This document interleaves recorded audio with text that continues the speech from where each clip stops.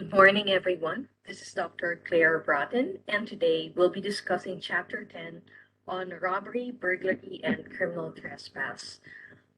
In order to break down this lecture into shorter videos, my plan is to discuss first robbery for this specific lecture, and then I will create a second video simply on burglary, and my third video will be on criminal trespass.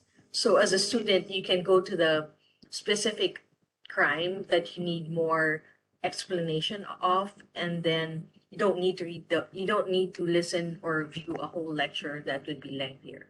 So again, just go to the video where you need more clarification whether or not it's marked robbery or burglary or criminal trespass.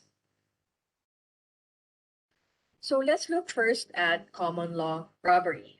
The elements of common law robbery are forcible taking from the person of another of goods or money or any value by putting him in fear.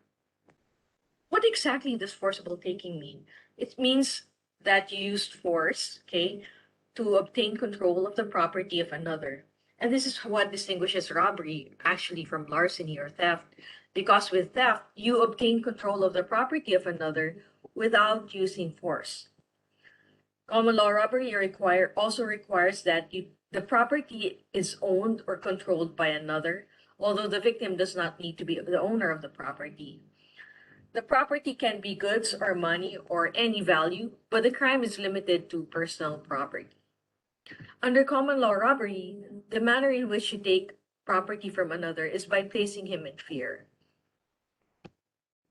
Now let's go to the Texas Penal Code on robbery. Section 29.02 of the Texas Penal Code states that the following elements should occur in robbery. First, while in the course of committing theft, with intent to obtain or maintain control of the property.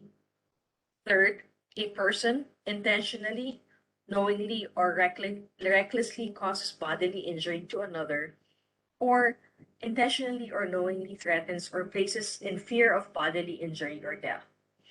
Robbery is a felony of the second degree.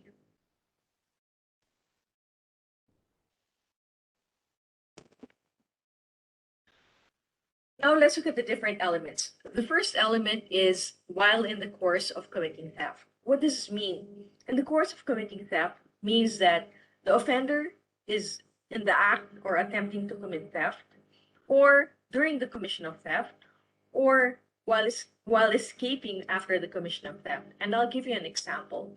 Let's say Dan and Paul are in the university's food court or cafeteria, and Paul leaves his laptop on his desk or stay on the table and is about to go and order food. Dan, who's hard cash, who needs money, grabs Paul's laptop and tries to run away with it. Now, Paul sees Dan grabbing his laptop, so Paul stops Dan from trying to obtain the laptop, and Dan pushes Paul, okay, causing Paul to fall over and hit the floor. So that would be in the course of commission of theft, okay? Now, the next is during escape after commission of theft. It has to be immediate. The physical injury inflicted by Dan should occur immediately after he commits theft against Paul. So if he tries to escape with a laptop and injures either Paul or any of the bystanders or spectators, it would elevate the crime of theft to robbery. So the assault must be done with the intent to obtain or maintain control of the property. That's the second element. If the assault was not done to obtain control of the property, the crime would be the separate crime. The charge would be separate crimes of theft and assault. I'll give you an example. Let's say Dan and Paul, don't really get along well, and they see each other in the food court of the university. So Dan, who's pissed off with Paul, pushes Paul to the floor, and punches him, and Paul falls to the floor. And then later, as an afterthought, he decides, okay, let me grab Paul's laptop here on the table.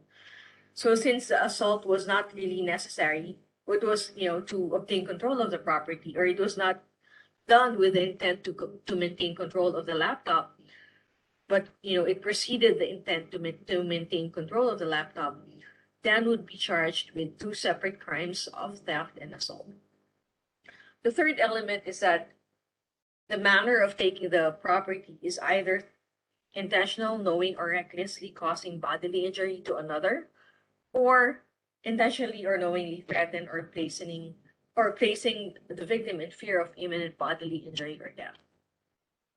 Okay, so it becomes aggravated robbery if the victim if the victim suffers serious bodily injury, if the offender uses or exhibits a deadly weapon, or causes bodily injury, threatens or places in fear a victim who is 65 years old or older, or 65 years old or older, and or is a disabled person, in which case it becomes a felony in the first degree. Now, for serious bodily injury, I want you to go back and think about what it means under aggravated assault. So, serious bodily injury requires permanent disfigurement or substantial loss to the bodily function. So, breaking of nose, breaking of extremities, that would constitute serious bodily injury. What's a deadly weapon? Again, I want you to go back to aggravated assault in the previous chapters to be able to find out and recall what a deadly weapon means. A deadly weapon means a firearm, anything that releases a projectile through chemical reaction, or an explosion or explosive device. Virtually any weapon, anything that can cause serious bodily injury or death would be considered a deadly weapon. Okay, so thank you for listening. I'll see you in my next lecture.